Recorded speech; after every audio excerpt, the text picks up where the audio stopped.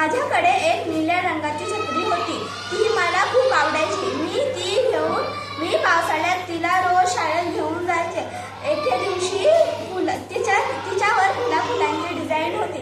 एके दिवशी शाळेतून घरी जात असताना खूप जोराचा वारा सुटला आणि माझ्याकडून ती छत्री तुटली. मी बाबाला सांगून त्या छत्रीला रिपेअर करायला सांगितली आणि मग बाबांनी ती रिपेअर सुद्धा केली आणि मी तिला घेऊन पुन्हा रोज शाळेत जायला लागले. धन्यवाद.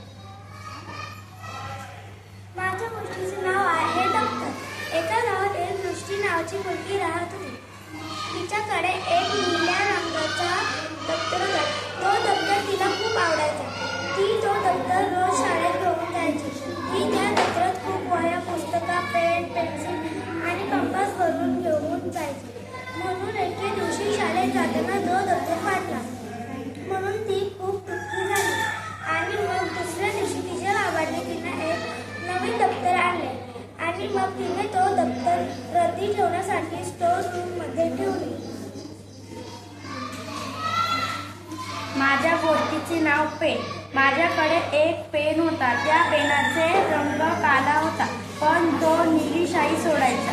तो पेन रोज माझ्यासोबत माझ्या हातात असायचा. मी जे काही त्या पेनाने लिहायचे त्यामध्ये माझा फर्स्ट नंबर यायचा. तो माझा परीक्षेत सुद्धा 1 नंबर काढायचा. तर माझी मैत्रीण शीतल, तिला तो पेन पाहिजे होता. ती एक दिवस मला म्हणाली, अगं श्रुती, तुम्ही हा पेन कुठून घेतला? मी म्हणाले, गावातून. तर तेवढ्यात लगेच शीतल पळत गेली आणि पेन घेऊन आली. ती म्हणाली, अगं मी पण हा पेन आणलाय. आता माझा सुद्धा 1 नंबर येणार. पण परीक्षेत शीतलचा 4था नंबर आला. शीतल श्रुतीला म्हणाली, 1 नंबर प्रत्येक वेळेला तुझा येतो, माझा का नाही? श्रुती म्हणाली, तू पेनाच्या भरोश्यावर राहून अभ्यास केला नाही आणि मी अभ्यास केला होता. तेव्हापासून ती खूप अभ्यास करू लागली. माझ्या गोष्टीचे नाव आहे कुत्रा. एक कुत्रा होता. तो खूप भुकत होता. एके दिवशी त्याला खूप भूक लागली होती. तो एक नदीकाठी पोहोचला. मग त्याला तिथे एक भाकर दिसली. त्याने ती भाकर त्या बाजूला न्यायचे ठरवले.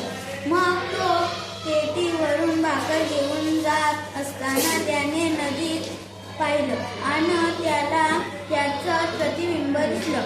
मग त्याला वाटलं की आतमध्ये माझ्यासारखा आणखी अजून एक कुत्रा आहे. म्हणून तो त्या कुत्र्यावर भुकला आणि त्याची भाकर पाण्यात पडली.